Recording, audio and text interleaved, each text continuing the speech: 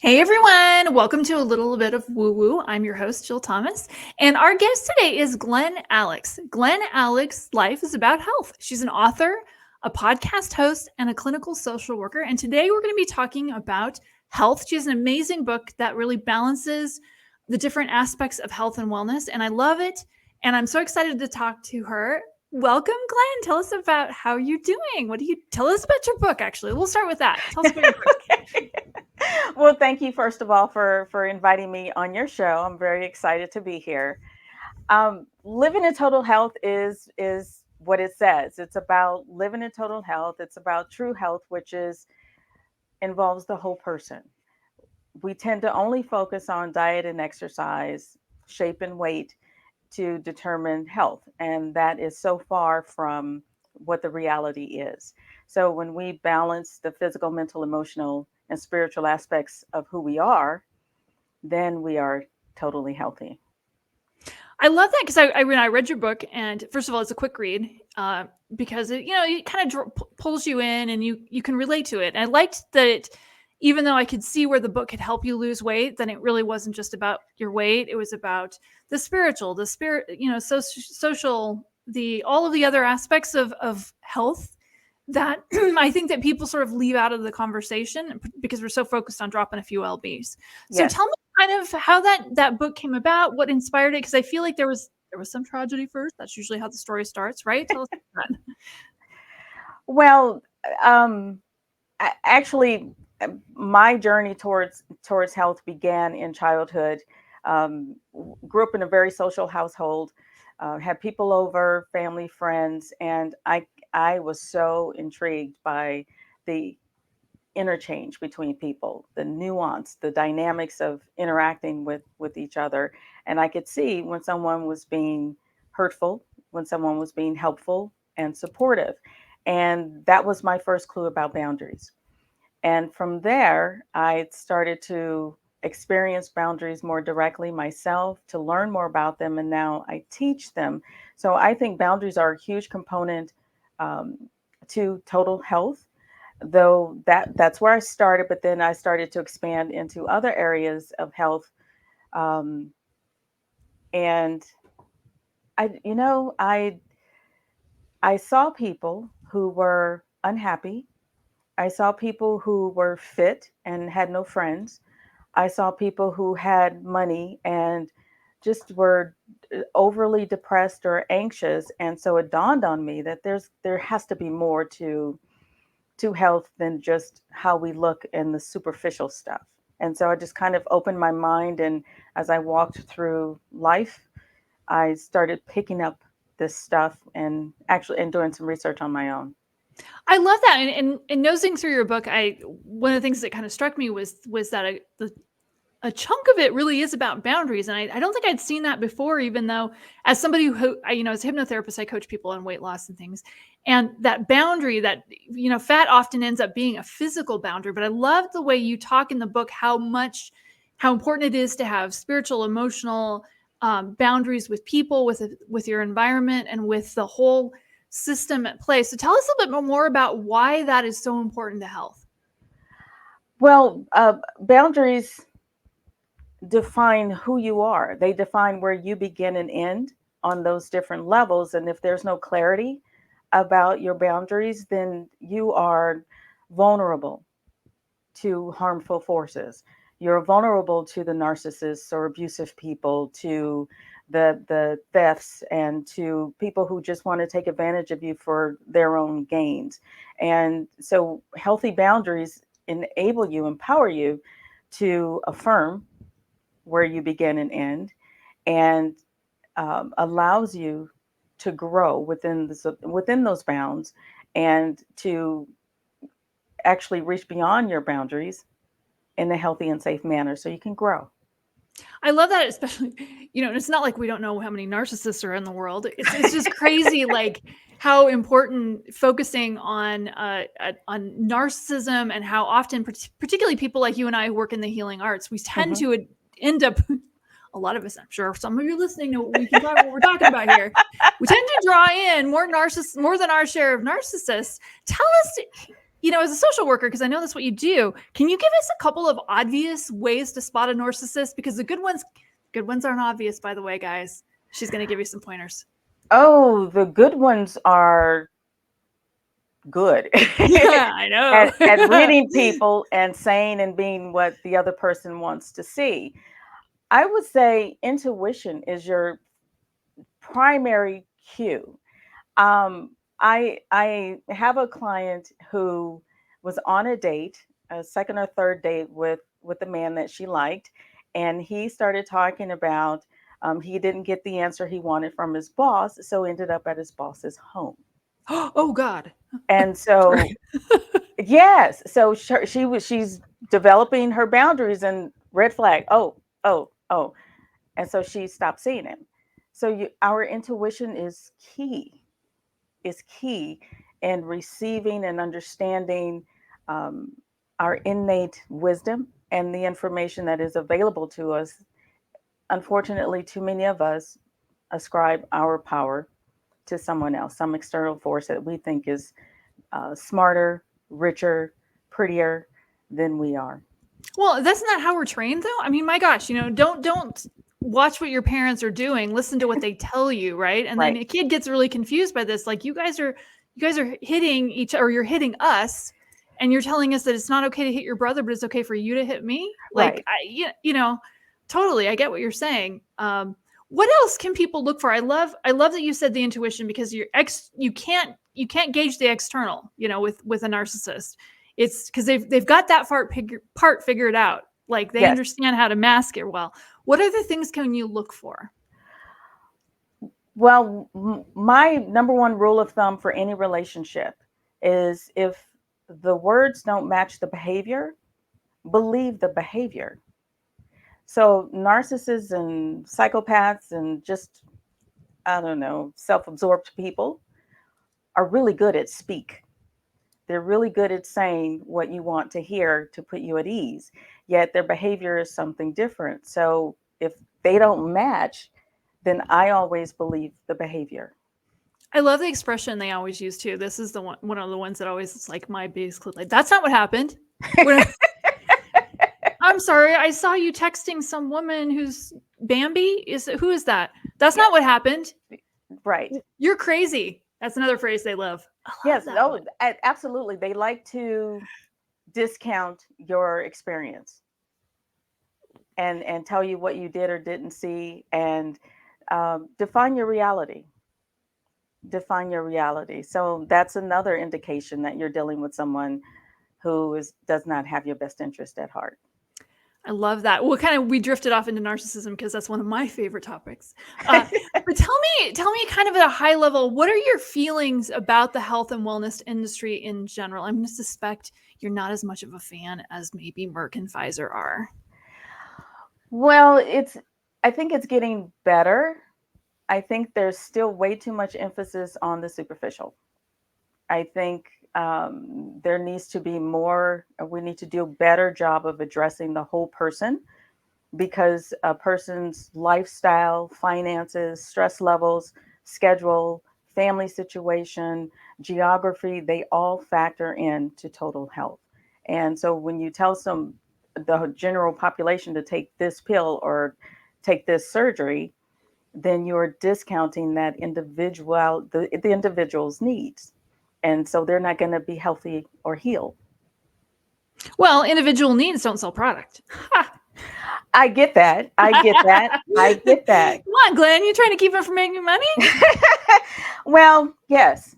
I would love that. Because Yes. there are other avenues to make money. If when we take into account now, what is it? 8 billion people on the planet. You don't have 8 billion different types of whatever. You will have categories and groupings. So you can make money in this direction if medication is appropriate. You can make money in this direction if therapy is appropriate. You can make money in a different direction if lifestyle education is appropriate. So I'm not interested in anybody monopolizing healthcare. I'm interested in people being healthier. So if that means you make less money, then okay. I love it. Tell us about a health book that do you have one you like? You have, I mean, I love your book. Your Well, book is thank great. you. Tell us about your book. You want to know more about my book? Just share for a second about your book, and maybe if there's another book that you also recommend. I always like to give people tools. What do Okay. you think? Living in total health is it covers all aspects of health, the physical, the mental. In the physical, it does address nutrition, massage therapy, sleep. Sleep is huge in any health program. Without sleep, we are mentally fuzzy, we have poor energy, we make bad decisions. So, sleep covers a whole gamut. It's not just a physical aspect. Um, Relationships, those genuine, authentic connections matter. And just wasting time and spending time with people you don't really care about or connect with to avoid being lonely is depressing. And depression and anxiety are the number two and number one, respectively, mental health disorders in this country. A lot of it is based on our choices and who we surround ourselves with and the choices we make and the results of that. So, stress management, boundaries, thinking patterns. People shoot themselves all the time and think that's the way to motivate them to do something that they really don't want to do, are not equipped to do, or are not aligned to do. And so we try to force ourselves into these ridiculously rigid patterns and ways of being and end up unhealthy. So living in total health covers all of that. Uh, any other books that you recommend as well? Well, a book I read recently is Oxalate Overload. Oh It's, gosh, yeah. Uh-huh. I'm familiar with that book. That's actually really good. Yeah. yeah. Not everybody has that challenge, but if you if you do, read the book. It's good. Well, and if you don't have that specific challenge, yes, I was interested in it because I do have GI disorders and issues.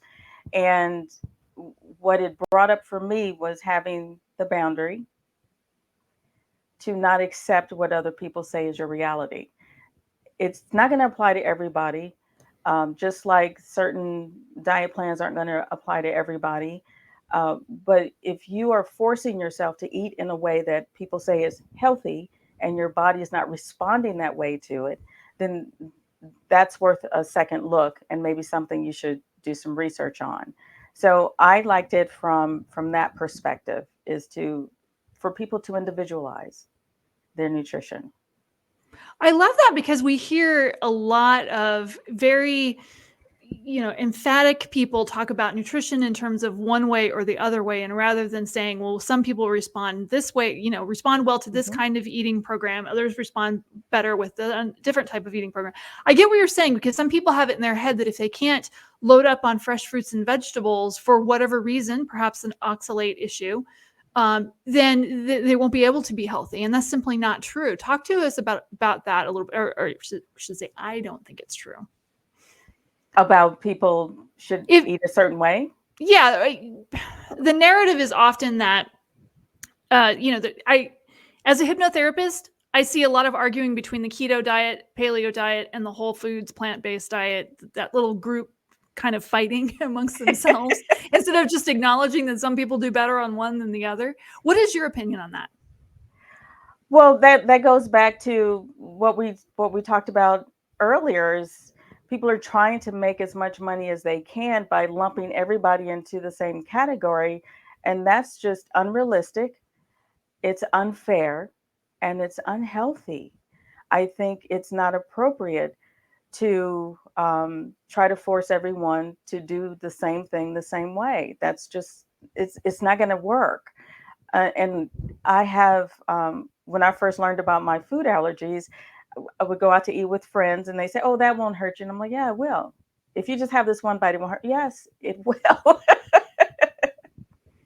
Or I understand. like eggs are touted as a really healthy food because of the protein, etc. And I agree that it does have some really healthy benefits to it, though it would kill me. I know I'm allergic to eggs too, so trust me, I do understand the killing thing, or it would make me want to die. Let's put it that way. Yes, If I ate like a souffle, oh, I'd be so sick. I know exactly what you're talking about. It's a special kind of misery. it is a different kind of misery. It's oh, I wouldn't wish that on anybody. Yeah, right. But no, I think it's really terrible. I don't like that people are trying to be forced into a certain way of being. That's you bring up a really good point, because I think that's something that's not talked about a whole lot, is this idea that we really are individuals and that we need to spend a moment or two or 100 kind of figuring out what we are, rather than looking to this external. Of course, we go to our doctors and we get this external feedback, and that's not always right, as Right. sadly you've probably figured out too. Talk about, how do you as a person kind of bury yourself against it? Because I know I'm thinking of the person who's going to the doctor and they're being told they just need to eat. I'm just going to give the example from kind of your life. You need to eat a lot of fresh, green, leafy vegetables, and that they know that gives them intestinal issues. How do you as a person sort of stand firm within yourself, particularly if, let's say, you're 20 and you don't have as much life experience? Talk about that. What kind of tools people could use?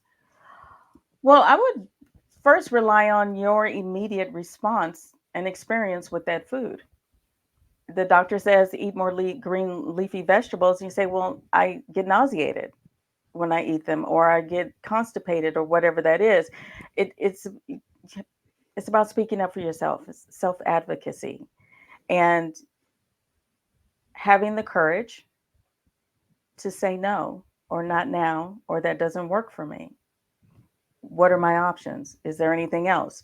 So part of it requires some comfort level to understand that your experience does matter.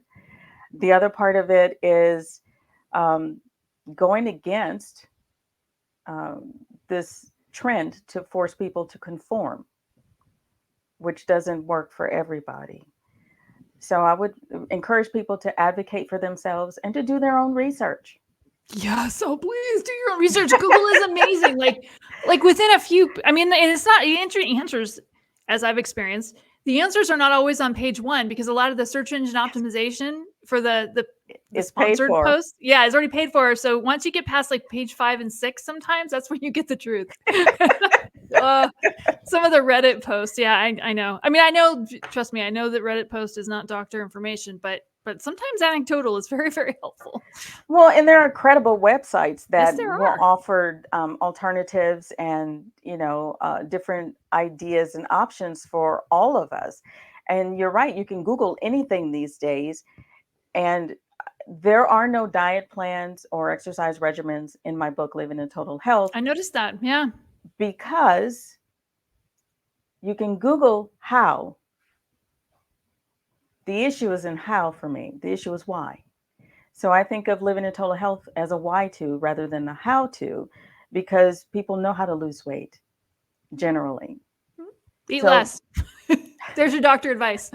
or just move more, How about both? or watch your portions, or There you go. the how tos are out there. It's more about why to, and those are the intangibles about health that people don't talk about: the resilience, the grieving, the make conscious choice decision making. So those things factor into health as well. We'll talk more about the why. How do you determine the why, or how does somebody come up with the why, or is that, talk a little bit about that. Well, my question to a client would be, well, what do you want where do you want to end up? How do you want your life to look? And if you achieve that and I watched you on a video with no sound, how would I know you've made it there? So you start with the end. The end is I want to lower my blood pressure. The end is I want to socialize more. I want to be more active. That's the why. Then you back it up to the how.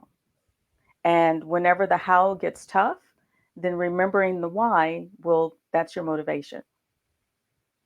I love this. And it reminds me of a story. I'm just going to tell you from my own life. But I was at a resort in California called Glen Hot Springs. I don't know if you've heard of it. Anyway, it's a It's not place. related to me.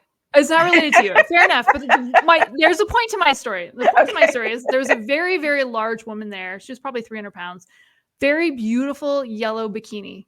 And some really obnoxious person said, how can you feel comfortable wearing that in public? And it was just, I love her answer. It was like, I have no problem with my weight. Apparently you do. And I was so impressed because it was like, how many times I've tried to talk to clients about, living their best and happiest life and feeling comfortable with themselves no matter what size they are. And here's this person just doing it. Yes. Have you had experience with that? Can you talk about that? How do you get that confidence? I mean, that's a big deal. It's just self-acceptance. It's rejecting and not believing the stories that have been said about you, the externally imposed value that was placed on you. A lot of my clients look for their self-worth in other people, and that leaves them subjective to whims of other people, their emotional states, what they want, what they don't want at any given time. So understanding that your self-worth is innate and not about how you look, not about what you do, not about what other people say about you, is the way to self-confidence and self-esteem for me. I love it. That takes practice though, and some therapy. It actually does. Yeah, it does. It does. It does. I recommend that. Yes, and hypnotherapy to help, release some of those negative messages. Well, and a lot of times though, I love psychotherapy. I mean, I thank you for that. Thank you. I appreciate that. I'm a hypnotherapist. But I recommend people to go, oftentimes refer people to psychotherapists because there's a portion that I don't really do. And that talking it out and reframing and sort of understanding, when what happened in your childhood was abuse and when it was just some negative socialization is a great part of using psychotherapy to help kind of reframe that. So I always recommend those services as well. What would you recommend? I'm just picturing the 20-year-old who's read Cosmopolitan magazine and has it in her head that in order to get a good husband, because that's how women are trained even now, she needs to be a size 3. What would you say to her?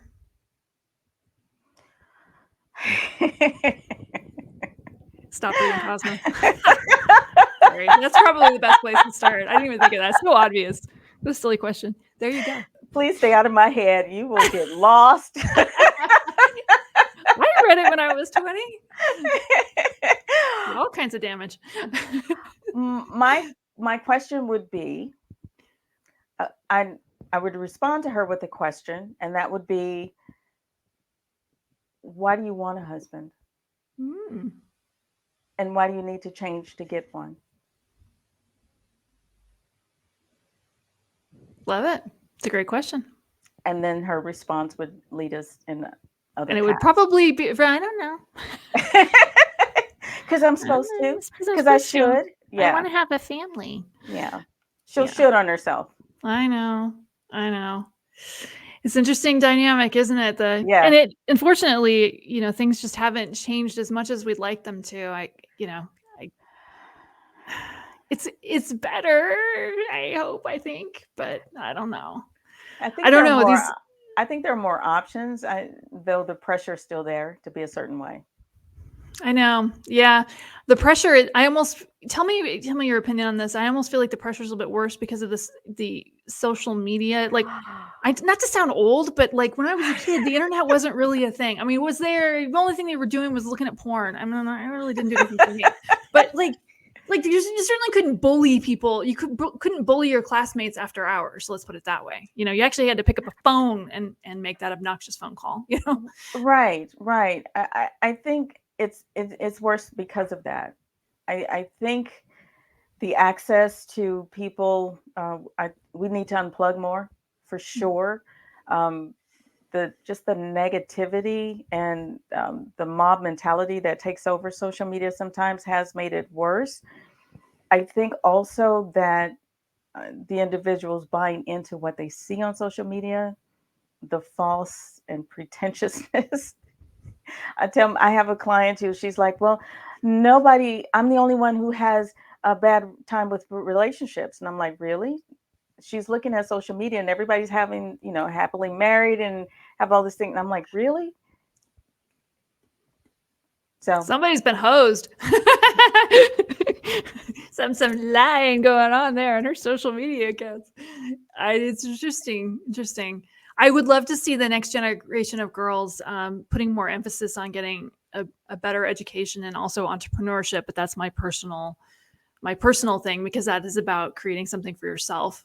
But I don't get to speak to every girl out there. That would be my thing. What would you say are the most important things to create, if you could just give a few tips or tools to create total wellness within yourself? What would you say are the most important things? number one would be to listen to your intuition. And for me, the intuition is not judgmental. It's not punitive. And I have clients who say they can't differentiate between their anxious thinking and their intuition. I'm like, oh, intuition is not chaotic. It's not negative. It's not uncomfortable. So, intuition, first and foremost, that's your innate knowing. And it's knowing without knowing why. Number one, that's number one. Number two, if your thoughts do not empower, inspire, or motivate you, then they're distorted and unhealthy thinking patterns. And that's a cue that something needs to be reframed. Mindset needs to be reprogrammed, and that will give you a different outlook on life and let you see the different options and possibilities available to you. Number three would be self-care. Self-care. Too many of us, especially women, wait for somebody to come along and motivate us, or give us the reason to look good, to feel good, to be happy. That comes first. For any healthy relationship, that comes first. And you will attract someone who will support that. So, self care, whether that looks like good nutrition, good sleep, uh, good social circle, um, quiet time, and diving into the things that you enjoy, whether it's reading or hiking or just whatever will put a smile on your face or put that gleam in your eye. We definitely need to do more of that. And then who you surround yourself with. That's a big one. I think people forget about that. Oh, but I love my friends. Yeah, but are they? Oh, Yeah, that's not a real friend.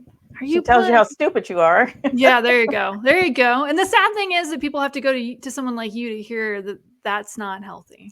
Yeah. Please don't get me started, or maybe get me No, started please. on how frustrating it is for me that we don't teach boundaries in school, Oh, it's and crazy. that we don't teach resilience skills in school. We don't teach kids how to grieve. We don't teach kids how to separate our parents' stuff from who we are, our value. Because parents are people that are going through their own things. They can make poor choices and actually be harmful to a child. Kids carry that and believe that's who they are and that's all they deserve. And we need to do better when people are younger and teach them these life skills. Do you think the fact that we don't, because I've pondered that in school, I've wondered why we don't teach those things. And I kind of theorized that if we did, the parents wouldn't like that, because it makes the person, gives them their own tools and makes the person too independent. I don't know. What are your thoughts on that? Why don't we teach that? Like, it makes no sense. Well, I think individually parents might be offended that because they should be the go-to teacher or person for their kids. I think in the long run, though, they would see that it would make their lives easier. It would absolutely make their lives easier. I have a client whose young kids, they're old enough to do chores. They're assigned chores. They're posted. Kids don't do them. She's yelling at them every day to get them done. And there are no boundaries placed on them, no consequences, no rewards. And so as we worked on that and she started implementing boundaries with her kids, yeah, they resisted at first, but about a month later, she was like, oh, it's so much easier now after school. So in the long run, people will see that teaching those things will be useful. Um, I just think we don't care enough about them. Again, we tend to be, our society and humanity as a whole tends to be more materialistic and superficial. Yeah, imagining, I'm just picturing these kids who aren't doing their chores, and I'm like thinking about their first job. First Yeah. job, they go, I'm just going to say it's McDonald's because a lot of these kids, that's their first job. You need to clean out the fry maker, and they don't do it. They just don't do it. And you just like, there was never any consequences at home. Right. Exactly. That's their first Exactly. experience with consequences. You don't work here anymore. Right. And then they'll go home and blame their boss. He just doesn't like me or something. Yeah, it was unrealistic. I don't know what they expected me to do. What? For what? I feel like my grandfather saying that. Like, these kids just don't have any sense of responsibility, but like, yeah, It's kind of true. It's kind of true, but I was like, I don't want to be one like my grandfather. That we walked up 5 miles uphill both ways to and from school, and it was so hard. And I feel like I was hearing that all the time. But I think about the stuff that I did seem like it was harder. Like there was definitely more walking to school. I don't know, than these kids. His parents drive them over, and I don't know. Do the kids really have it soft? In some ways. You know what I worry about, and tell me what your thoughts are on this, because this is my little soapbox. Is the cell phone thing? When I was a kid, that wasn't a thing. Again, I'm 150 years old, but like the access to a parent all the time to be able to ask them how to handle a situation. You know what I mean? I do. I wonder about if these kids are not learning how do I deal with situations that are stressful skills. What do you think? I agree. They're not learning that, and I deal with the adults who have not learned that as well. And that's again goes Really? back to my yeah. It How does goes that back, manifest as an adult? well, a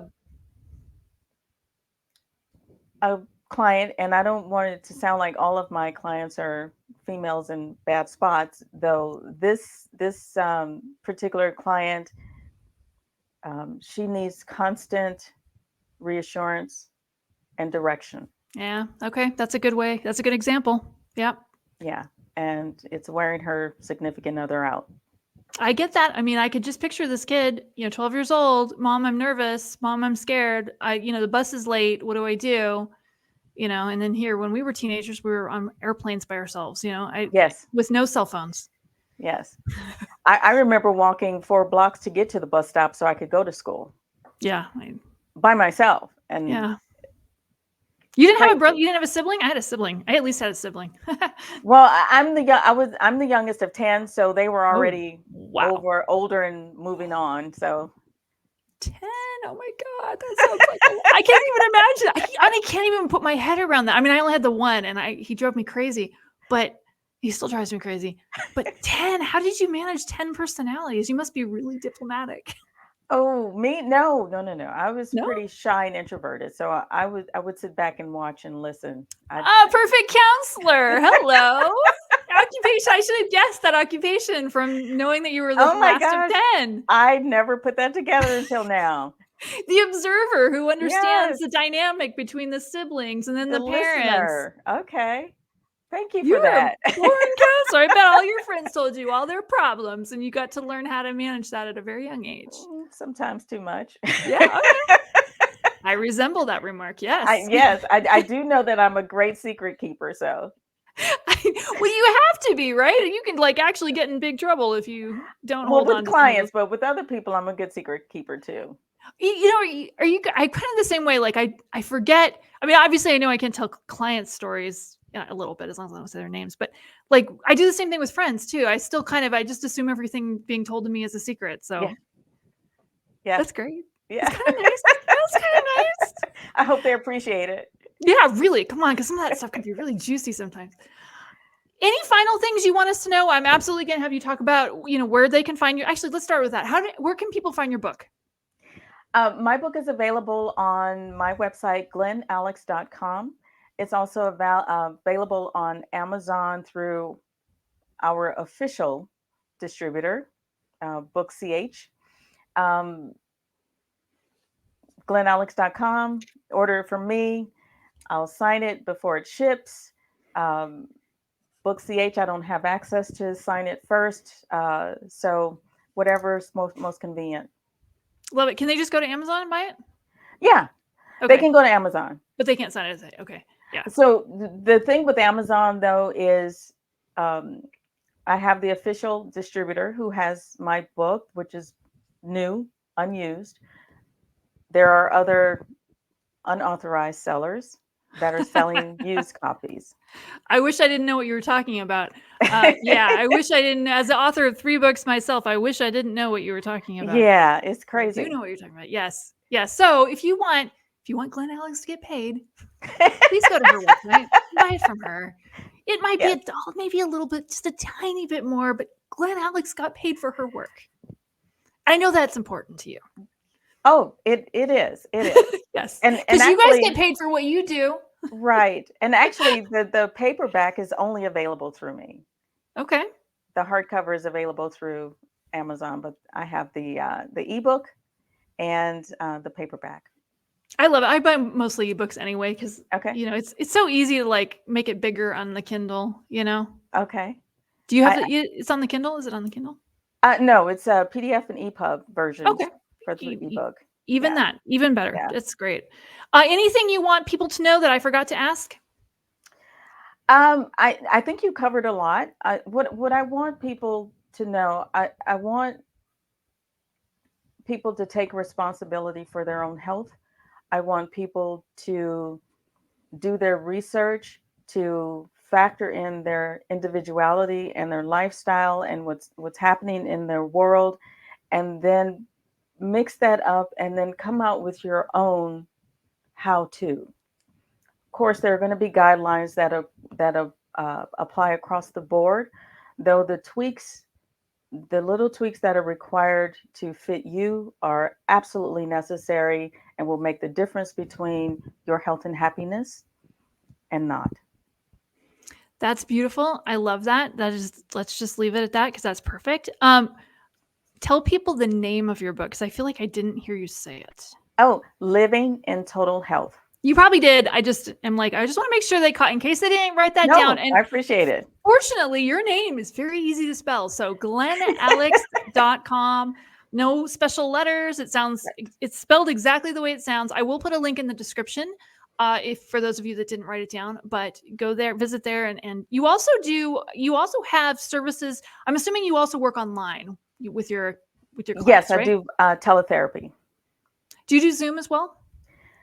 I use HIPAA compliant platforms. Oh, that's right. Because Zoom's it's kind of a gray area, isn't it? It's kind of a gray area, and I don't take that chance. Yeah, no, I totally get it. Yeah, fair enough. Great. So they can contact me. Anyone interested can go to my website, request a complimentary consultation, and then we can talk about the most appropriate platform for that individual. I love that because you have a very holistic approach, mind, body, spirit, and you're definitely not the whole just like let's just go on a diet approach to getting healthier because as any woman over the age of 12 has figured out, that doesn't really work. Spoiler alert, guys. You might be fighting that fight for a long time. Right. Well, thanks so much, Glen. Thanks so much for coming, and thanks for giving this, inspirational information. It was so much fun. And thanks, guys, for watching. If you have any questions for Glen, go to her website. If you're interested in her services, that's another great place. And start with her book; it's really good. So, thanks, guys. Bye. See you next time. Thank you, Jill. Bye.